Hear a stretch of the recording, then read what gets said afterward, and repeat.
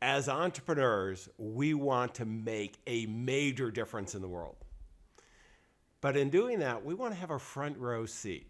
And I got to tell you, I've got a tremendously successful entrepreneur, a serial entrepreneur who was a founder of the Front Row Foundation. It's much like Make-A-Wish, but it gets people in front, whether they're 2 to 80, in the front row of major events. But he didn't stop there. He continued to show all of us how we can live a life on purpose as entrepreneurs, as students, no matter what our calling is at that point in our life, to make a huge difference. He's a remarkable individual. You do not want to miss this. If you're here to accelerate your entrepreneurial success, to be even more successful, you want a front row seat. Stay tuned. Ordinary success? No way. You want amazing, remarkable, exceptional breakthroughs. Dig deep, think bold, drive hard, watch yourself soar beyond your dreams. AESNation.com. Jon, I am so excited to have you here. I'm so happy that our mutual friend Jon Vroman introduced us, and you're going to share with us how to get that front row seat. But first of all, thank you for joining us. John, thanks for having me. Yeah, I mean, you've been making a difference in the world. I mean, we're just getting the opportunity to meet. You know, we haven't spent a lot of time together, and most of the guests I have on the podcast I've known for many years, and we've worked together, done deals together, and I'm just so impressed with what you've been doing, and really want to share your message. I mean, I love, just what a way to go through life in the front row. I mean, it's such a great analogy. It's a great name. You're making a difference both on the, from the foundation charitable side, but really helping everyone, to live a life on purpose. And, one of the things I love to start out with, Jon, before we get into life lessons and how you've seen so many of the, whether they're students or entrepreneurs or senior executives in major firms, live a life on purpose, so they're at the front row making a difference and enjoying life as well. How did you get on this journey? Yeah, well, funny enough, and you and I didn't actually talk about this yet, but 2 days ago, I celebrated my 40th birthday. And 10 years prior to that, I was sitting at the Kimmel Center in Philadelphia watching a Jason Mraz concert from the very back row. And I just noticed there was a different energy in the front. And I said to myself, man, life is different in the front row. And you could either be a spectator in the back watching it safely, or you could be up front actively engaged. And it's risky to be up there, and it's scary to be up there at times. From that moment that was the impetus of starting Front Row Foundation, a charity, as you mentioned, helps children and adults experience the live event of their dreams from the front row. And that charity ultimately led into other endeavors of mine, serving college students, serving entrepreneurs. But ultimately, it all began in that one moment of noticing how people can really choose their life and whether they want to watch it go by or be a participant. It's amazing in life, all these inflection points and turning points in life. And really as entrepreneurs, I mean, everyone that's on the, whether you're watching the podcast or listening to the podcast, I mean, being an entrepreneur, you kind of step up in the front row. Now, many times you feel like you should be walking backwards because it's not going as well in the action there. And that's one of the reasons why we're here, and we've created this virtual mastermind to share ideas. But, when you went ahead and you created this foundation, which is great. And, tell me how because you really started the foundation, and that led to, you're one of the top speakers going around to all the college campuses, sharing this message. And I want to see how that evolved because, as entrepreneurs, I'm kind of the average age of successful entrepreneurs, 59, kind of in the middle of the baby boomers. And, we're all not sure. I mean, you're talking with the millennials. You're kind of just missed that grade now here, Jon. It's usually, break is about 35 or so. So you're an older guy here. You're not quite as old as I am, but, you're getting there. We're all catching up. And, we want to bring in these young individuals, and, we're not sure they always want to play in the front row. We don't know how to work with them. So, maybe take me through a little of that progression.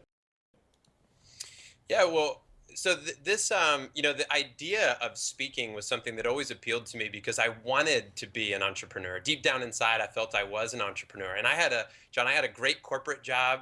I was earning six figures. I was this, I had reached what I thought was like the pinnacle, the prime, job that I could ever want, the best place to be.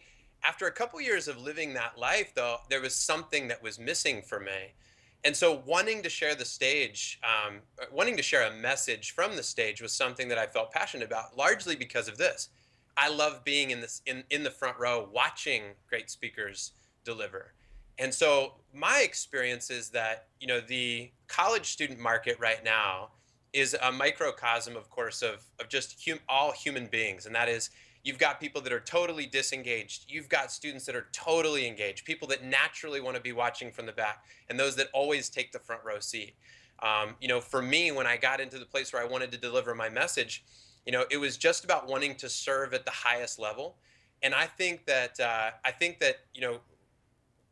when I so here's who it was. Tony Robbins, a name we all know. Mm-hmm. He's one of the best communicators in the world.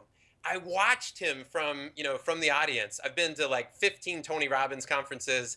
I hang on his every word. The way he tells stories, the way he delivers his messages. I was closely tuned into that and wanted to repeat that to the students because students are struggling to capture the essence of life through the teaching style that we have. It's a broken model, in my opinion.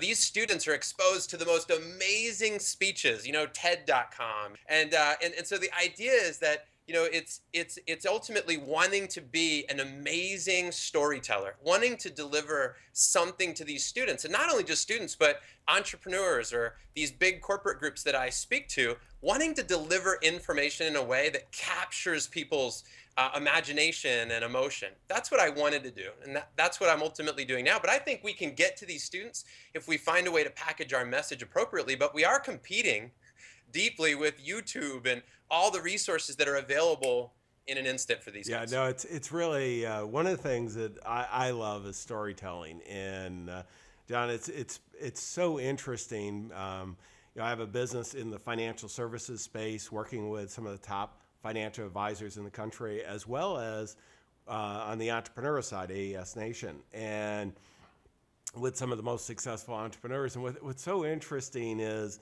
one of the big bridges is storytelling. I mean, it's been around forever, and that in our research on the financial side, we find that 84% want to connect emotionally with us first. And financial people, we all tend to be left brain, very logical. We want to kind of tell people these are the facts, this is what you do, and that doesn't work. What really works is connecting emotionally.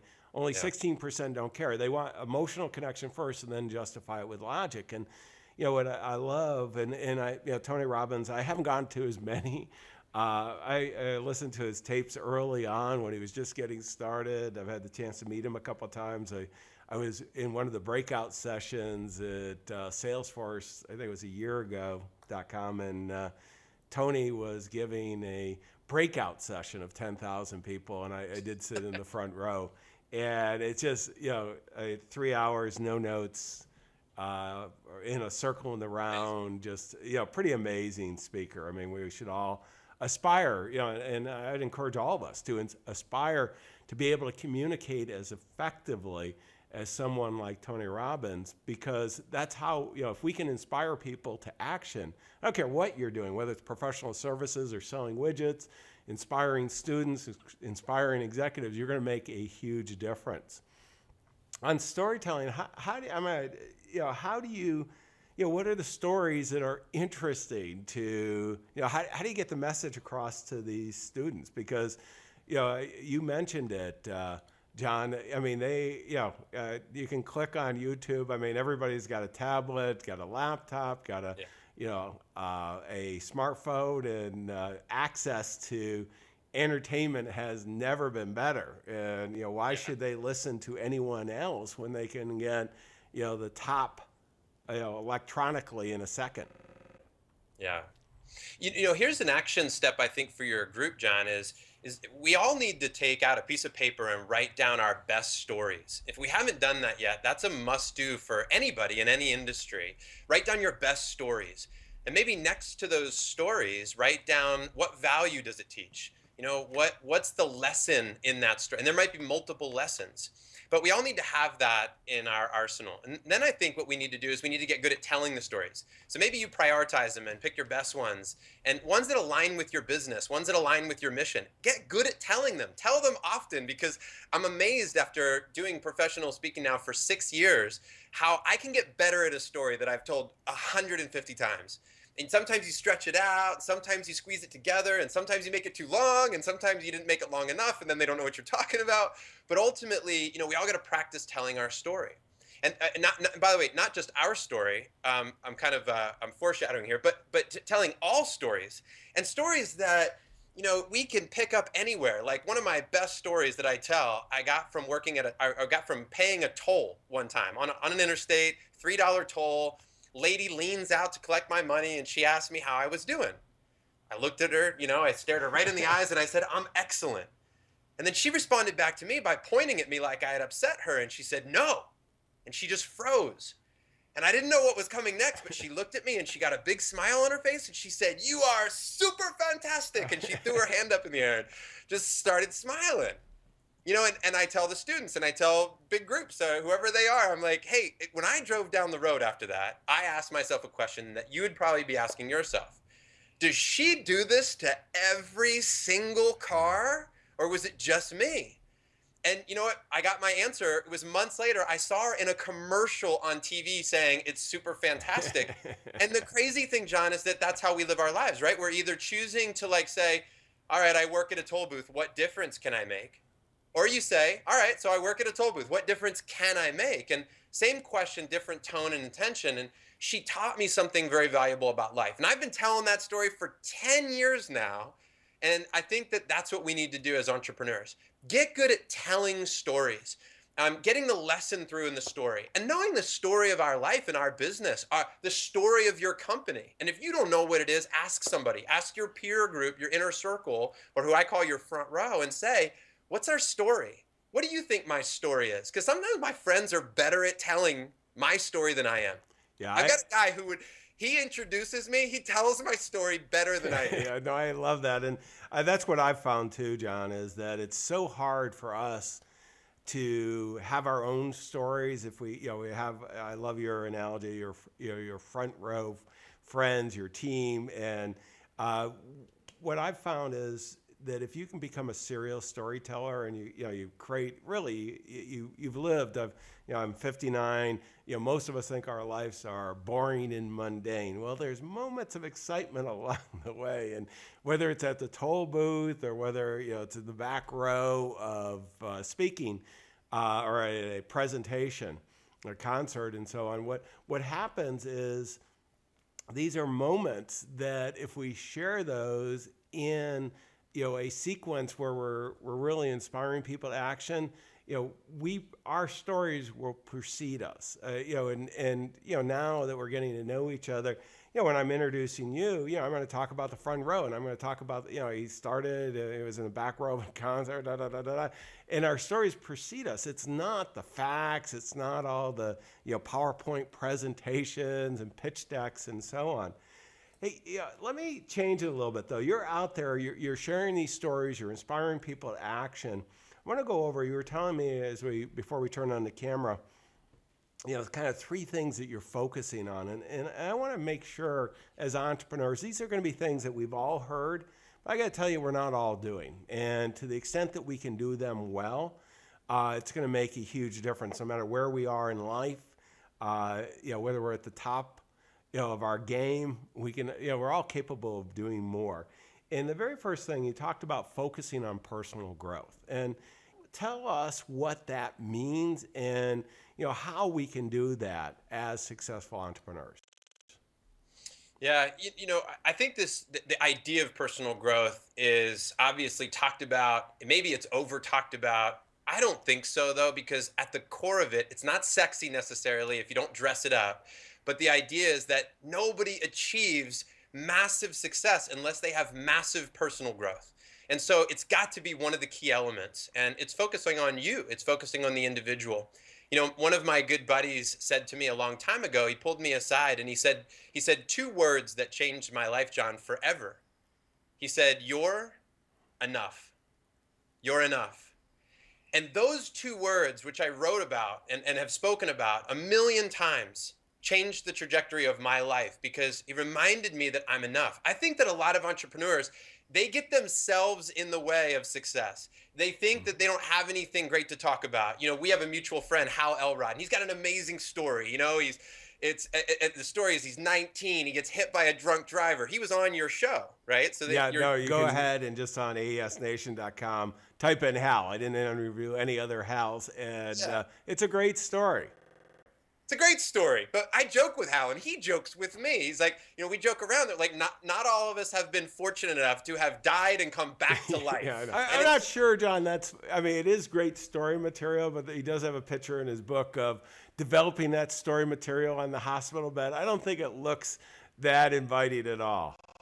No, we joke about it. Clearly, that's something you'd never want to have happen, and you never wish it on anybody. But the fact that Hal went through that is an amazing story. My hang up was that I didn't have an amazing story. I wasn't hit by a drunk driver and killed. I doubted my own story, if you will, until we learn that we're enough. We have something to share. We have a message inside. We have a company inside of us that we want to build. We have people that to everybody, to some people, what you've achieved is what they're shooting for. And that, so taking a look at ourselves and saying, I'm enough. I'm enough to deliver to help somebody in some way, I think is key. When I'm hung up mentally, John, a lot of times what I'll do is I'll pull out my journal and I'll just write down what's going great or where are my strengths. The minute I start journaling about what progress have I made this year? How am I better in 2015 than I was in 2014? That's a huge release of a roadblock that for many entrepreneurs is standing in their way. Why are you better now than you were before? Why are you qualified to share? What do you have to offer? And a lot of times it's recognizing that we have stuff within us to share. I think that's a big a step in the first one. Well, I have a good friend, Dan Sullivan, a strategic coach. Dan calls a part of what you were talking about, mind the gap. And what it is as entrepreneurs, really any of us, we tend to focus on this is our goal. We want to achieve this. This is where we are. And at the end of the period, let's say a year, we didn't quite hit our goal. But we progressed. Well, we all tend to focus on that gap between that ideal outcome and where we are. And what he suggests all of us, particularly as entrepreneurs, do, and it's really what you're suggesting, John, is take a look back and be tremendous amount of gratitude. I mean, we are so privileged, almost all of us, on the progress we've made, kind of where we were and where we are today. Yeah, we may not have attained everything of every imaginable ideal outcome, but boy, the progress we're making, not only in ourselves on our personal growth, but making a difference in the world is huge. Yeah. Well, John, one more thing I'll add to that, and it's just fitting because I celebrated my 40th birthday 2 days ago, is that asking yourself what's this next year going to be about in the next decade, and reminding yourself that you don't have to be who you were in the past, that who I was in my 30s, I don't want that to be part of my 40s. I was listening to a podcast this morning. It was about challenging assumptions, and challenge the assumption that you are this way. Challenge the assumption that this is the path of your life. And just because it's been that way for 20, 40, 60 years doesn't mean that it needs to be that way down the road. And I think for every entrepreneur, they need to reinvent themselves. They need to reinvent their companies. You need to find out what are the core elements that need to stay put, the things that are the non-negotiables that you don't want to ever go away, those values and whatever that might be for you. But then the rest of it is open game. And it's reminding yourself all the time that it's what you don't know that you don't know. That's what gets really exciting. And that's what really takes it to the next level. I love is that we get to decide what we want to take from the past. We don't have to, as you're saying, this should be a continuing reinventing. And that's where personal growth is so important, is that we can get really clear on where we want to go. We can reinvent ourselves, and the world lets you do it. They're happy to do that. You don't have to carry all the past with you. Let's go on though. John, I want to go. You talk about relationships, and all of us know how important relationships is. But you talk. What I love is building with friends, and I'm a big believer that we're in business not for more business. We're in business for supporting a quality of life for all stakeholders. And that's in our enlightened self-interest. It has to be for us first, so that it's kind of like on the airplane. We get the oxygen mask comes down. You can't put it on your child first. You got to put it on you so that you can take care of the child. So you got to take care of yourself. But building a great quality of life with friends, and you talk about who's in your front row, and I love that. I'm looking around to see who's in my front row, because it's nothing great is ever accomplished by an individual. How do you kind of coach to that? How do you help your students, the executives, really get the right people in the front row so they have a great life? Yeah. John, years ago, I was writing out a list of my most important relationships. I think for anybody listening, if they haven't done this recently, they need to do this right away. This is the first thing that we need to do. So I'm writing out the most important relationships in my life. And we can expand on that about, should it be in a certain category? Is it just family? Is it professional? And, how do we categorize these? And that's something that ultimately I do help people to realize, is all the nuances of building your front row. But for simplicity purposes, I'm writing them out. I'm making a top 10 list, and I realize that somebody's on my top 10 list. And what this means is, these are the people that are in close proximity to me. These are the ones that get my time. I talk to them the most on the phone. These are the most important people, let's say by time, in my life, energy and time. I was looking at one name and I thought, I don't know that they belong there anymore. I think our roads have diverged. I think they're on this path, I'm on this path, and we're just doing the thing that we've always done. And I said, who else should be on the list that's not there? And a name came to mind. And I wrote it on the list, and I looked at that new list. I said, that's where I'm going to devote my time and energy. The next day I'm driving down the road, the phone rings. It's the one person that got moved off the list. And rather than answering the call, which would have been the habitual thing to do, send a voicemail, I call the new person on the list, and I realize I'm creating my new world. Now, it's not about whether or not they're a good person. It's about, we have a limited number of time and hours in our day. We have to choose who we surround ourselves with. So I think that here's what I would do as a starting place for your listeners is make a few lists, as in the categories of your life. I think we've all done the wheel of life exercise, right? Yes. If you had 6 to 8 categories of your life, what would they be? Now, what many of us don't do, though, is we don't ask ourselves, who are the most important people in each of those categories? So you take your health, for example. Who are the top 5 relationships when it comes to health in your life? Now, these don't have to be people that you are in literal physical contact with or that you speak with in live conversations, because listening to your show, as an example, you're in many people's front row. Now, even though you're not there, it'd be very little difference probably in like having a one-to-one conversation with you and hearing what you're saying to your audience, because you're sharing the same stuff. It's not like you're filtering, you're like, I'm going to save that good stuff for the one-to-one conversations and I'm going to give the okay stuff to my, it's like you're giving it all away. No, this is, I look at it, it's whether we're having a cup of coffee or a glass of wine together.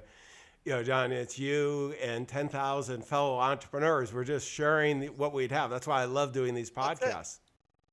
Yeah, it's a conversation. We're just chatting and talking about real life. And so I think people need to decide intentionally who their relationships are and who they need to be and what having a great relationship with those folks looks like. Another great exercise with this, John, is to ask, whose front row are you in? Think about that. It's like if you wrote out a list of people and said, if all these, here's all my network, my friends, which front row am I in? Whose front row am I in? And so that's important to notice. And then ask yourself this other question, which is, how am I doing at serving them in the front row? Am I rooting them on? Am I really a great front row fan? Am I really adding energy to their lives? We become like those we surround ourselves with. We know that. Books have been written about it. Connected, that book by Christakis and Fowler. And, Tony Robbins talks about it. No, so many people that are great mentors of mine have simply said, you hang around 5 entrepreneurs, you'll be the 6th. You hang around, right? So choosing that intentionally is key. And not only doing it once, but reviewing that every 5 to 6 to 7 months in your life, or maybe more often, putting them in a place where you're seeing them, asking yourself interesting questions about your front row, like, would I know the number one dream of my front row? Would I know their dream, their number one dream? And what have I done to support their dream recently? Because the more people that we serve in that way, the more front rows that we can be in and we can impact, the more people are then in our front row. There are raving fans. And I think being an entrepreneur is about creating raving fans. Whether you're your loyal customers or your employees, whatever culture you have is one about raving fans. And that's where the front row analogy really fits in. John, no, I love this. The power of the law of reciprocity, and Totally. I have never heard it other than from you on the front row side, and I think that really does great positioning. I think all of us need as entrepreneurs to be thinking about it. Let me go to number 3 though. Be a moment maker. That I always think of moments of truth, but a moment maker. What is that? Yeah. Well, in our charity, we strive to make a day that they'll never create an experience for the day they'll never forget. And so we have an identity as a charity, which is we're moment makers. We want to be the person that creates something, some experience. And it could be as simple as this. John, I love when we get a group of people around the table and I'll single out one person and I'll say, let's all go around the table and everybody say one thing you love about John, and we'll just, I see that person in tears. I see that person having a moment they will never forget in their lives. I want you to think about, if you're an entrepreneur listening to this, what moments are you creating for your customers or for your team, whether they're a virtual team or all in the same office, that are moments they'll never forget? If you can adopt the identity that you're a moment maker, you're going to be important to people. And I think that it's all about service. I think that being a moment maker is about making a difference. I mean, you could think if you went and built and dug a well for somebody that didn't have fresh water, they're probably never going to forget that day that you dug that well.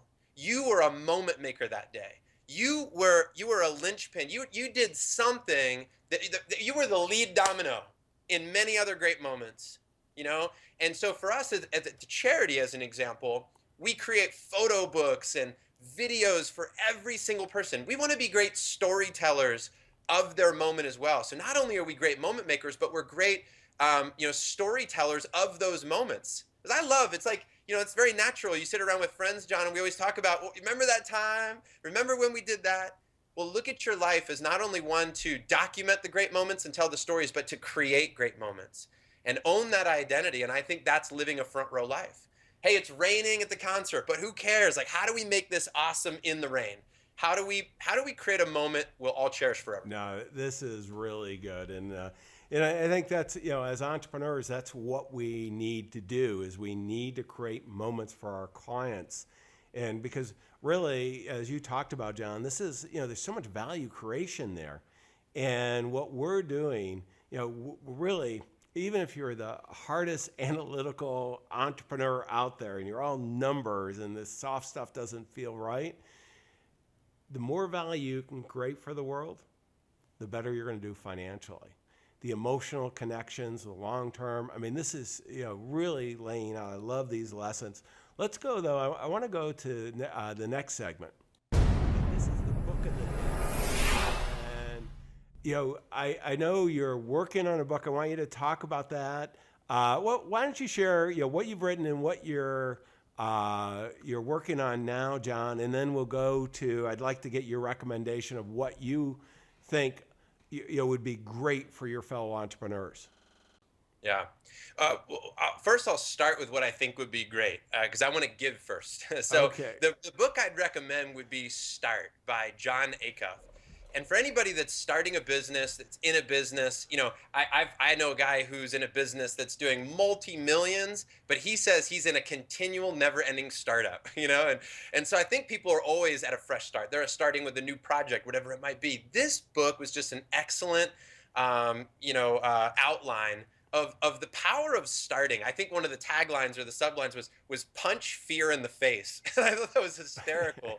And I just love the idea of starting, and I love the energy around starting something. Now, I also believe in the power of execution and completion and seeing it through, but I love the idea and the energy, around starting something. So that's the book. Okay, that's great. Now you've taken care of the giving. Let me know. Well, I look at your books. You're giving as well. What are you working on?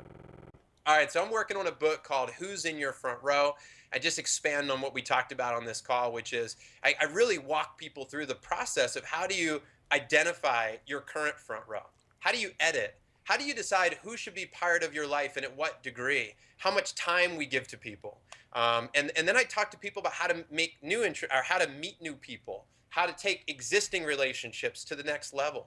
So I'm writing the book, John, that I wish I had right now. I've read a lot of great books on relationships, but nobody's really been able to walk me through that exact process. You know, people often ask me, they say, John, you have two boys. If you were to tell them anything about life, the one lesson, that's it. You get one idea and you share it with your boys. It would be surround yourself with amazing people, period. Create an incredible front row. And I look at whatever I've got in my life and I think it is all at the blessings of my amazing front row. All of the great stuff I can attribute to the amazing people in my front row. And one of the greatest compliments in my life is people will say to me, John, you have amazing friends. And I'm like, I know. I don't know what they're doing hanging out with me sometimes, but I have amazing friends. I do. I am looking forward to reading that book. Let's go to the next segment. Is on your smartphone, the application of the day. What would you recommend, John, to your fellow entrepreneurs? John, I love this question. I'm glad you asked it.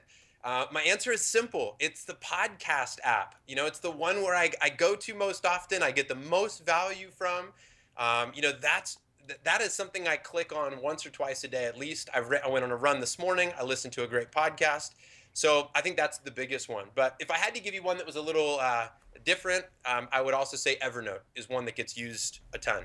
Yeah, no, they're both. I mean, really podcasts. I mean, the ability to get free information, just unbelievable. You know, hopefully AES Nation, a virtual mastermind you're getting here, but there's so many. And as I go out for my runs or anything where I've got time that isn't filled, it's a great way of learning. Let's go to the next segment, which is resources. And what I'd love, John, share with us kind of some of the resources that you have available for fellow entrepreneurs. Well, John, when I speak, I'm often sharing the website frontrowmorning.com. The question I get often is, what's the number one habit that I would recommend people to have to be a successful entrepreneur? And I think that what I share is my best idea. So Front Row Morning, it's a free video. It's simple. It's easy. It's just my gift to people that I'm connected with. And I share my number one strategy for having an amazing day.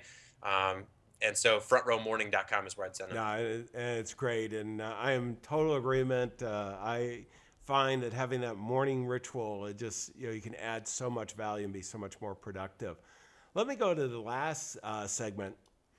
And this is going to take a lot of notes, John. And I want to share. I mean, one, we started the conversation on storytelling. And I'm going to add that. We said 3 bullets. I'm going to go 4, and I'm going to make storytelling the first one, because you are phenomenal at it, John, and the ability to inspire people through stories. And what I love is not only your stories, but you're able to share other people's stories very effectively.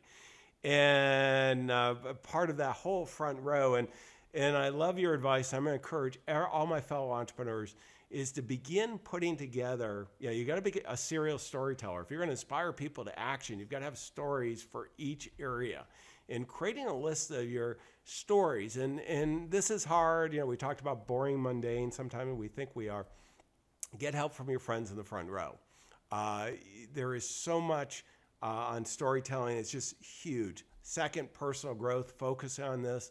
John, I mean, this is one of the most important things in life, is that we if we're not growing, it's bad. And I always think of Peter Diamandis. We did an earlier podcast, Abundance 360, as a mastermind group, wrote a great book, Abundance, and more recently a new one called Bold. And Peter also is a co-founder of the Human Longevity company. I forgot the exact title, but it's Human Longevity something. And he's for all of us, they're expecting that if we take good care of ourselves, we're going to live to 100 with a good quality of life. Well, that's huge, but we got to start planning this personal growth. There's a lot of opportunity not to bring all our past, to reinvent ourselves, as John talked about relationships. I love the analogy of front row, both, who's your front row and who can you be the front row for. It's so much fun building with friends. And we're all about experiences. Be a moment maker for your clients, for all those important people in your life. Jon, this has been phenomenal. I really appreciate you sharing. Both of us want you to go out and execute. We'll have the transcripts, the show notes, all the links of everything we talked about will be at aesnation.com. Go there. But above all, make sure you have the right people in the front row, as Jon says. Your clients, your future clients, your strategic alliances, your friends, your family, they're all counting on you. Don't let them down. Wish you the best of success. Exceptional, remarkable breakthroughs. aesnation.com.